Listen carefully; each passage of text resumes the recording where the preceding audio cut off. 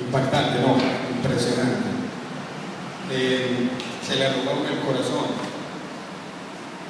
Uno hace fuerza aquí adelante por no llorar para poder hablar y poder exponer la palabra que hoy me corresponde.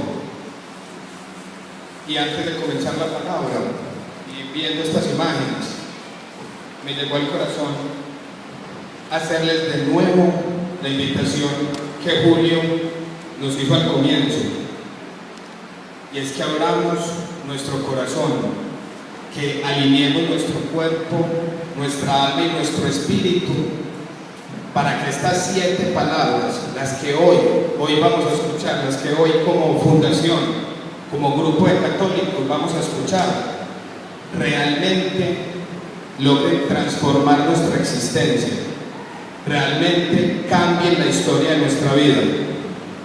Ya se han dado testimonios de lo que sucedió ayer. El hijo de un gran amigo ayer mismo se lo expresó a él: papá, lo que yo viví ayer cambió mi vida. A partir de hoy voy a ser un ser íntegro. Y eso es lo que hoy podemos experimentar al escuchar estas 7 palabras.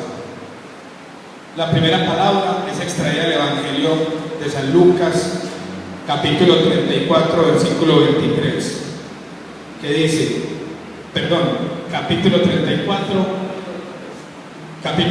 versículo 34, que dice: Padre, perdónalos porque no saben lo que hacen.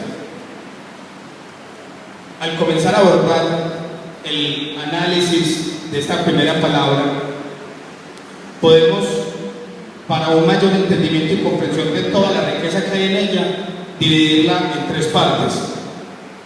La primera, cuando Jesús expresa la palabra Padre. La segunda, cuando dice perdónalos. Y la tercera, cuando manifiesta porque no saben lo que hacen. Y es esencial dividirla en esas 3 partes, porque cada una de ellas tiene un contenido riquísimo, valiosísimo. Y recordemos que estamos en presencia del testamento de Cristo, o sea, la expresión de su última voluntad, lo que Él quiso dejarnos antes de su muerte como legado. Entonces, cada cosa dicha por Jesús en la cruz tiene un significado supremamente especial. Cuando dice Padre, se somete nuevamente a la voluntad del Padre en todo su ministerio. En los 3 años de ministerio, Jesucristo nunca se desenfocó, jamás se desenfocó, y siempre dirigió sus peticiones al Padre. Y al momento de su muerte, al instante mismo, ustedes todos lo pudimos ver en el video, en ese momento cuando estaba siendo sacrificado, ratifica el sometimiento a la voluntad del Padre. Eso es un principio rector de nosotros los que somos parte del pueblo de Cristo. Siempre someter nuestra voluntad, dirigir siempre nuestras peticiones al único que las podrá definir de manera positiva o negativa, que es el Padre. Jesús lo ejemplificó momentos antes de comenzar ese juicio, ese proceso en el que fue condenado injustamente y muerto, cuando en el huerto de los olivos le dijo: Padre, Padre, si tú así lo decides, si tú lo quieres, aparta de mí este cáliz. ¿Sí? Finalmente fue a la cruz y se sometió Jesús a la voluntad del Padre. Entendiendo que toda petición la debemos dirigir al Padre, entramos a revisar la segunda parte, cuando dice perdónalos. Y esta palabra encierra 2 significados muy profundos.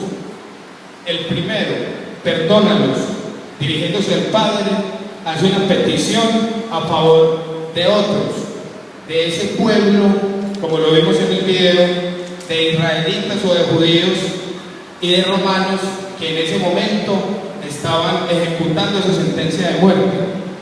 O sea, Jesús al momento de la muerte ratifica su papel como intercesor supremo.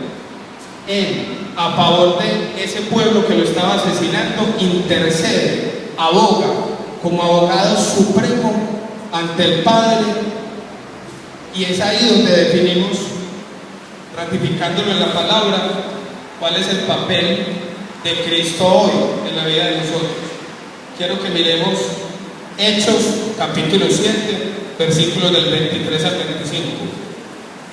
Este texto es un texto esencial, fundamental para la vida de nosotros, para poder entender el papel que juega hoy Jesucristo en nuestra vida.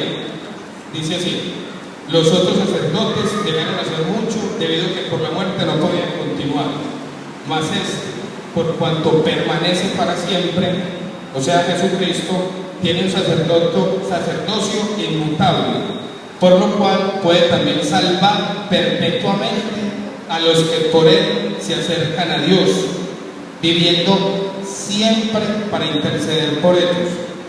Jesucristo hoy está vivo y vive ¿para qué? Para interceder por nosotros. Ese es el papel de Jesucristo hoy. Jesucristo vivo para interceder permanentemente por nosotros, y a través de él todos los que se acerquen al Padre ser salvos, así lo dice el texto. En ese perdónalos, entonces entendemos la figura, o se ratifica la figura de intercesor de Jesucristo. Pero ¿qué pide? Jesucristo hace una petición, como lo hizo en muchas ocasiones, pero esta en un sentido muy específico, muy particular por las circunstancias que estaba viviendo. En su ministerio pidió por la salud de muchas personas, por la restauración de los hogares, por la restauración económica, pero en este caso, y al momento de su muerte, solicita o hace una petición esencial, y es el perdón. Y hay que entender esta petición en las circunstancias que estaba viviendo Jesucristo en ese momento.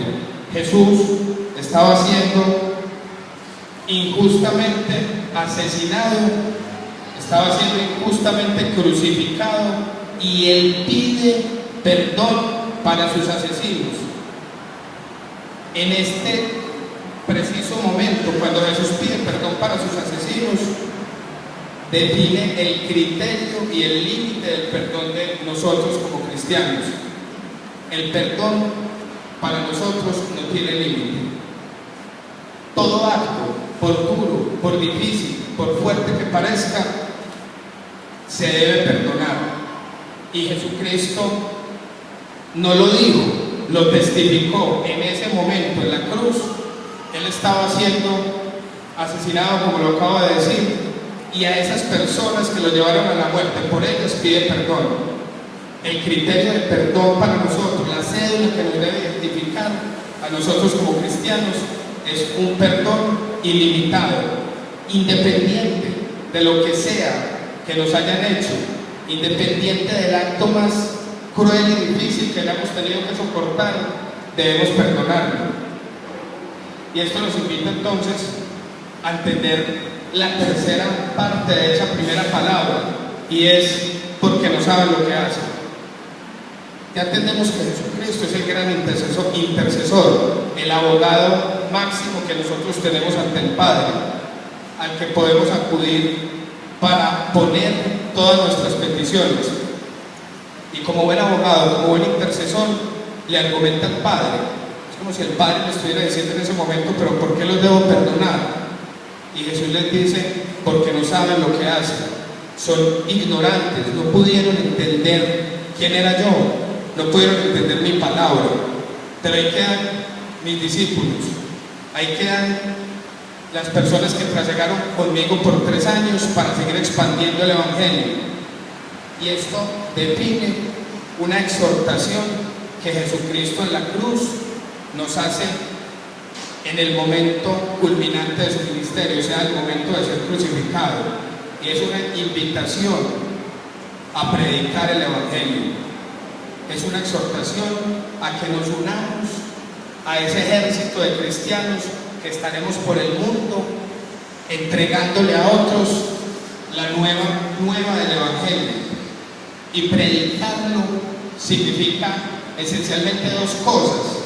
Predicarlo significa testificarlo. Testificarlo donde estemos, en nuestro trabajo. Si somos empleados, debemos ser los mejores empleados, íntegros, que la gente al vernos identifique en nosotros algo diferente, digan: ¿qué hace ese señor? ¿Qué hace esa señora?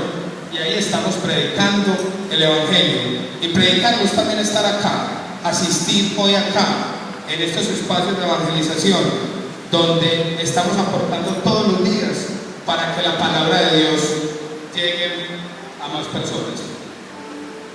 En este momento les pido que cerremos nuestros ojos, que realmente dispongamos nuestro corazón para vivir un momento muy especial, un momento en la presencia de Dios, en donde en nombre de su Hijo Jesucristo le pedimos: Padre Santo, Jesús intercesor, ayúdenos hoy a entender tu criterio de perdón.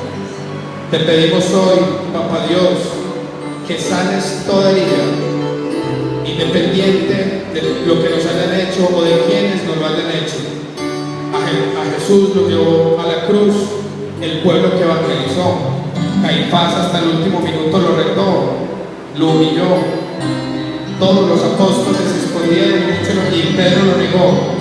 Independiente si un familiar, si un amigo, si alguien cercano a ti te hizo daño, abre tu corazón y hoy, en nombre poderoso de Jesucristo, sana esa herida, perdona, sana esa herida. Gracias, Padre Celestial. Hoy disponemos nuestra mente, nuestro cuerpo y nuestra alma, la dejamos en tus manos, entendiendo, mi Señor, que el perdón que tú definiste en la cruz va a ser la guía que nos lleve por el camino que tú nos trazaste, mi Señor. Y esta mañana, mi Señor, nos comprometemos, hacemos un pacto contigo de entender tu perdón y ejecutarlo, mi Señor. Por eso, mi Señor, te alabamos, te bendecimos, te glorificamos y te damos gracias, mi Señor, por siempre y para siempre. Amén y amén.